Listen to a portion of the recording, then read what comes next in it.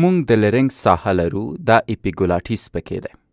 تاسو یې شکل ته په کتو باید ووایئ چې اپیګولاټیس مهمه دنده لري. که یې چیرته تاسو پورته بوزئ وینئ چې لاندې یوه لاره ده د تنفسي سیستم په لورې. نو کله چې تاسو ساه اخلئ هوا راځي په همدې لار. اپیګولاټیس پورته کیږي او هوا دننه لرنګس ته ورځي او بیا دې ساختمان ته چې ترکیه ورته وایي دننه کیږي.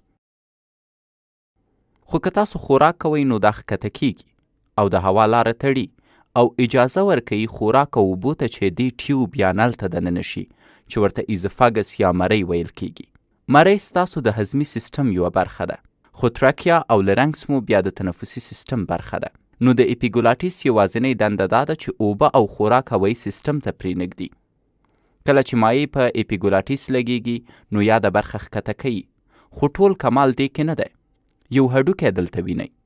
دا هډوکی له ځان سره وصل شوي عضلات لري چې په خبرو کولو او ډوډۍ تیرولو کې رول لري.